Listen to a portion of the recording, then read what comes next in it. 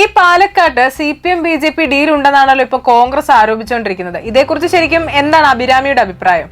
ഈ ഒരു ഡീൽ പ്രയോഗം എന്തായാലും പാലക്കാട് ഓടാൻ പോകുന്നില്ല എന്ന് തന്നെയാണ് ഞാൻ വിലയിരുത്തുന്നത്.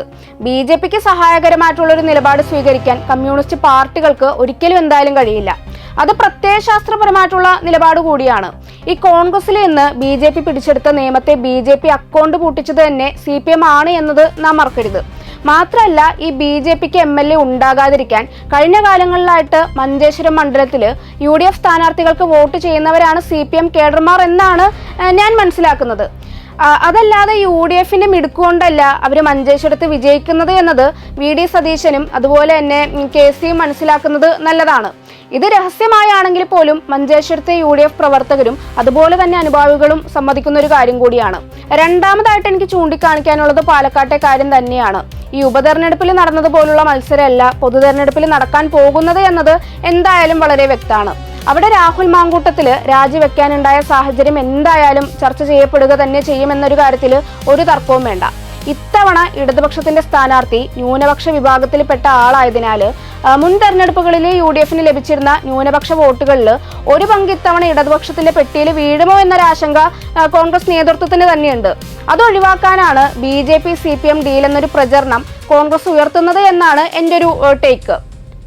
ഈ BJP ഏറെ ശക്തമായൊരു മണ്ഡലത്തില് BJPയെ തോൽപ്പിക്കാൻ ശേഷിയുള്ള സ്ഥാനാർത്ഥിക്കും മുന്നണിക്കുമാണ് ന്യൂനപക്ഷ വോട്ടുകൾ പോകുക എന്ന കാര്യത്തിൽ സംശയമില്ല എന്ന് പറയുന്ന VD സതീശൻ അത്തരമൊരു ശേഷി നിലവിലെ സാഹചര്യത്തിൽ പാലക്കാട് കോൺഗ്രസിനും അവരുടെ സ്ഥാനാർത്ഥിക്കും ഉണ്ടോ എന്നതും സ്വയം ചിന്തിക്കുന്നതും വളരെ നല്ലതായിരിക്കും.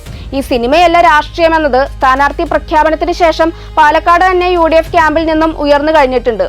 ഈ BJP സംസ്ഥാനത്ത് ഏറ്റവും കൂടുതൽ വിജയപ്രതീക്ഷ പുലർത്തുന്ന മണ്ഡലമായതിനാൽ കൂടുതൽ ശക്തനായ സ്ഥാനാർത്ഥിയെ ആയിരുന്നു അവിടെ കോൺഗ്രസ് നിർത്തേണ്ടിയിരുന്നത് എന്ന അഭിപ്രായം UDF അനുഭാവികളിലും ശക്തമായിട്ട് തന്നെ ഉയരുന്നുണ്ട്. ഈ CPMനെ പോലെയോ അല്ലെങ്കിൽ BJPയെ പോലെയോ ഒരു കേഡർ പാർട്ടി അല്ല കോൺഗ്രസ് എന്നതിനാൽ സ്ഥാനാർത്ഥി ആരെന്നത് ഒരു പ്രധാന ഘടകം തന്നെയാണ്. ഈ മെഗാസ്റ്റാർ ആശംസിച്ചതുകൊണ്ടോ അല്ലെങ്കിൽ താരങ്ങൾ കൂട്ടത്തോടെ പ്രചരണത്തിന് വന്നതുകൊണ്ടോ ആളുകൾ കൂടുമെന്നല്ലാതെ അത് വോട്ടായി മാറണമെന്നൊന്നും ഇല്ലല്ലോ. ഈ പാലക്കാട് ഇത്തവണയും ശക്തമായിട്ടുള്ള ഒരു ത്രികോണ മത്സരമാണ് നടക്കാൻ പോകുന്നത്. ഏത് പെട്ടിയിൽ നിന്നാണ് BJPക്ക് വോട്ട് പോകുക എന്നത് പെട്ടി പൊട്ടിക്കുമ്പോൾ എന്തായാലും വ്യക്തമാകുമല്ലോ. അപ്പോൾ ഈ ഡീലാരോപണം ഉന്നയിച്ചവരും അവിടെ തന്നെ കാണണമെന്നാണ് എനിക്ക് പറയാനുള്ളത്.